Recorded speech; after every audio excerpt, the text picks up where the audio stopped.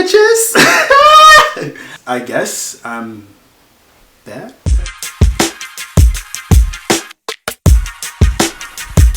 I tried to do a surprise, but you could totally see it in the mirror right there. So that didn't necessarily work out the way I wanted it to, but I mean, hey. Well, hello, you guys. It's been how fucking long has it been? I'm a little high. I'm sorry. Speaking of high, let me continue on. Oh, where's the pothead now?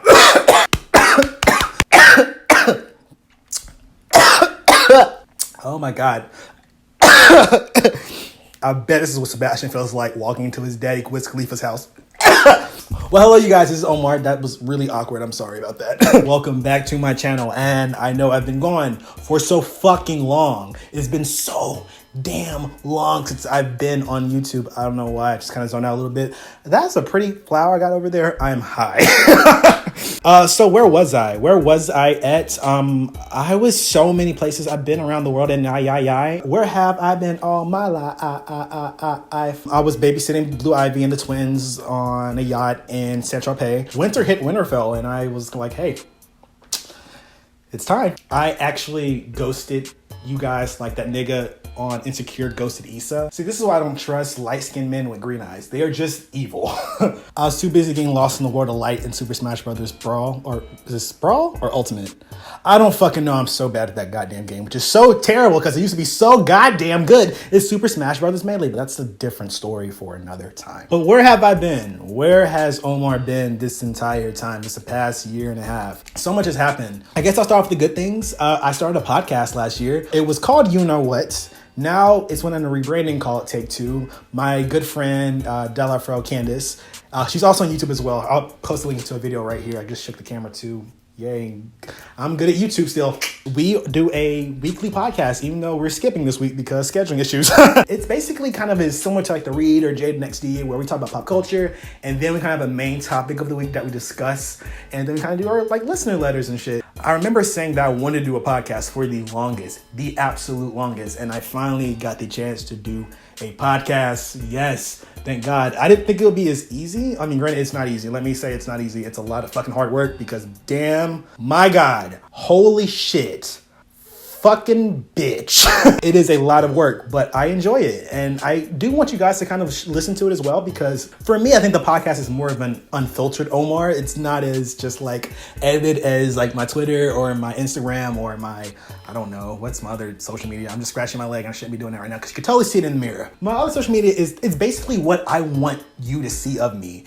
And the podcast, it's a bit different because it's my raw, unfiltered thoughts.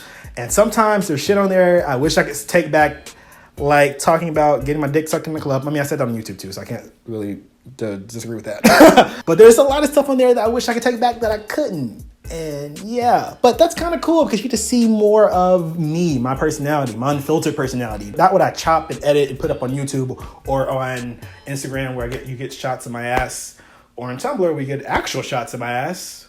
Or my OnlyFans where you may get shots of my dick. But I don't know if I'm going to do it OnlyFans yet because, hey, if the money gets tight, girl, let's start that. But yeah, the podcast is going super well. I'm really enjoying it. And I hope you guys follow along. It's really good. I really think I put a lot of good work into it, a lot of hard work into it. And I just want you guys to follow on the journey and follow along with my success, I guess. I look kind of muscular here. Speaking of muscular, yes, I go to the gym quite often now. I think before, when I was on YouTube before, I was like a scrawny little twerp.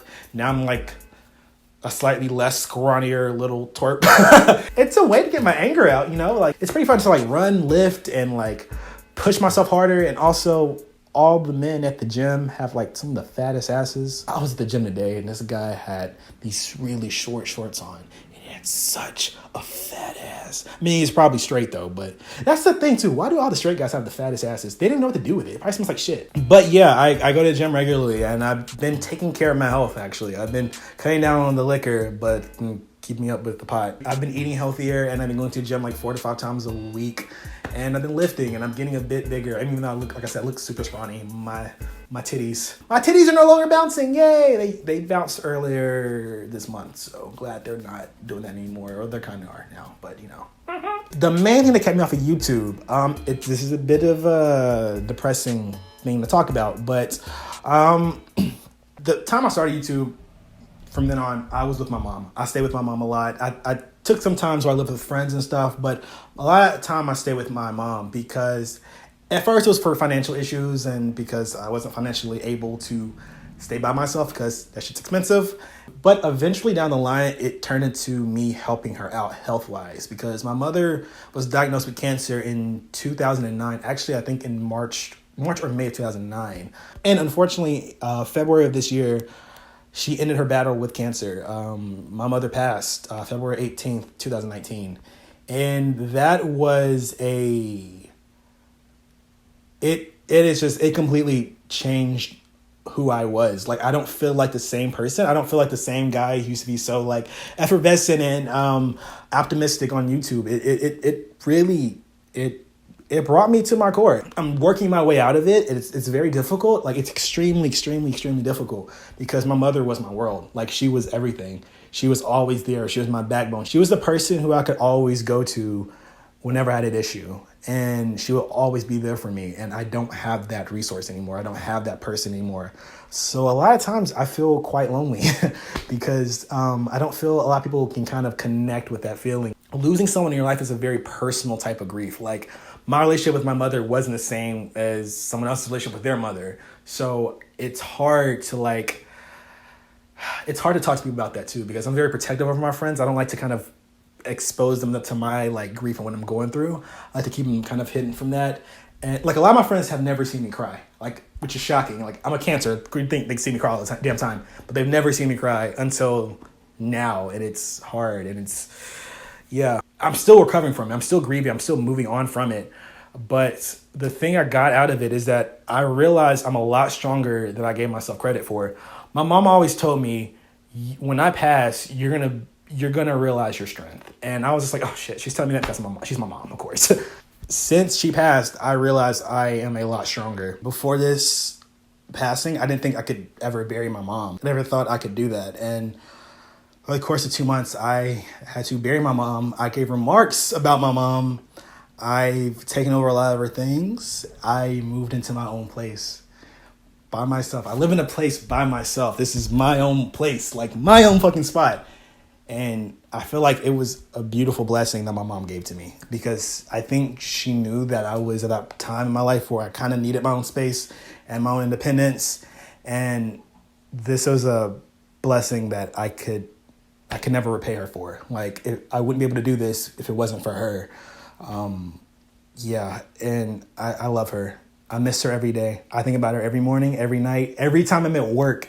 And I know Mother's Day is coming up eventually, and I plan to do a video going into detail about my grief. Because Mother's Day is going to be extremely hard for me because it was a day where I usually just celebrate her, get her a gift, take her out, do something fun with her, and I'm not going to have her here. And it's going to hurt. It's going to hurt. And I'm getting kind of emotional thinking about it right now, but it's like I'm trying to keep myself occupied and still honor her memory, but not break down at the same time. I love my mom and I miss her so much, and everything I do from here on out is going to be dedicated to her memory. I always wonder if she was proud of me, and she always would say it, but you know, that's your parent. She don't say that stuff about you. But my aunt was with her right before she passed, and she said she was proud of me and my brother. So yeah. But yeah, let's talk about something a little bit more depressing, my love life. So my love life, it's weird because I don't like talking about it now because, I've been noticing a lot that when I discuss my love life on my YouTube, I didn't know people actually watched it. Yeah, a lot of people I was talking to, they actually watched my content, and I was like, oh, yeah. So you know everything about me, but I don't know nothing about you. And it's a little awkward. It's very awkward. And also, I've done a lot in the past year and a half, a lot of hoeing. The thing is, if people are going to watch the videos, so I'm not going to like say much about them, be like, hey, yeah, fuck this person and that person and that stuff. And I was trying to talk to this person, but that didn't work out. It's just that's not in nobody's business. It's really not anybody's business, you know? Where I'm in my love life now, I don't know. At one point early this year, I was contemplating actually entering a relationship. But yeah, I think the passing of my mother kind of pushed me away from that a bit. I don't think I'm ready to get in a relationship. I know I say that a lot, but as of now, I am not ready to get into a relationship because I'm so damn emotionally raw. Like, my God. Guys have to deal with me waking up and like crying at like 3 o'clock in the morning because I miss my mom. Or they're gonna have to deal with me like freaking out here and there, or like in like holidays like Mother's Day or Christmas or Thanksgiving, or things that are very important to me. It's gonna be difficult for me to get through, and I don't feel like putting a guy through that because he doesn't deserve that. He doesn't deserve that at all. It's not fair. It just sucks, man, because at the same time, as much as I don't want to put a guy through all my bullshit, I'm very lonely. I am lonely and horny. But mostly lonely, but also mostly horny as well. With losing someone that's so important to you, I kind of am like reaching out to people. And I don't know if I'm conflating my grief with liking others. You know what I mean? It's hard. It's a slippery slope. There's times I want to push people away, but there's times I just want people here. Like, I want them here. I want to be held. I want to be cuddled. That's so strange saying that now because I usually hate that shit.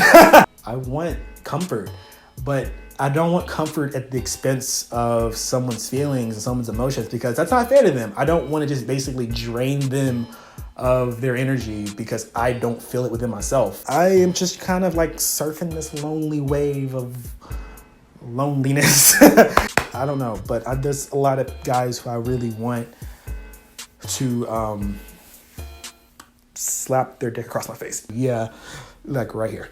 YouTube. So my return to YouTube, what am I gonna do with this platform? I think we'll start making videos twice a month now because I know you guys are gonna be disappointed, but it's like, I do a lot. I not only work 40 hours a week, but I also do a podcast weekly. So I can't do a podcast weekly and then record a video and also like put that up at the same time. It's so much work. It's so difficult. I'm going to be doing 2 videos a month, maybe random videos like this that's catching up on things. And I do want to do a little bit more gaming videos too, because I enjoy gaming videos. I know they weren't super popular on my channel, but I'm a huge nerd, and that's something I've really been in depth, like involved with lately, is like games have saved my life. Like, if it wasn't for my Switch and for my PS4, I'd probably be in a fucking ditch right now. Literally, I'm not kidding. I don't know. It's interesting. I'm trying to like find the balance between YouTube and podcasting and starting a business and just living life too and trying to be a hoe. I may not have a boyfriend, but my dick will be in some places. That was all over the place because I was kind of high. But yeah, that's the update with me, you guys. It's interesting, it's different, it's weird. And I know it may have been a bit all over the place because I haven't done this in so long. I haven't really sat down and filmed myself in front of a camera and literally since, I want to say, November of 2017. So this is a bit of like a warming up adjustment period. I don't know, man, it's kind of weird. Make sure to follow me on my social media links below. It is Twitter, Snapchat, Tumblr, and Twitter. Twitter, Snapchat, Tumblr, and Instagram. They're all your best enemy. Well, Twitter is maybe there, I don't know, maybe they're eventually, maybe they're not eventually. I don't know. I got to figure out what I'm doing with that. And also follow me here, Omar Bird, on YouTube. Speaking of, I had a viral video. Totally forgot about that. Yeah, the video of me bottoming went kind of semi-viral. It got over 100,000 views. And a lot of niggas have been in that video asking dumb questions, which is going to be my next video. Me reacting to the dumb questions that you fucking idiots ask. You niggas literally come into my video and be like, why am I here? Because you clicked on the fucking video, dumbass. You can click off of it anytime you want to. Like, bye-bye. But yeah, I will do that video next. And that'll be very interesting.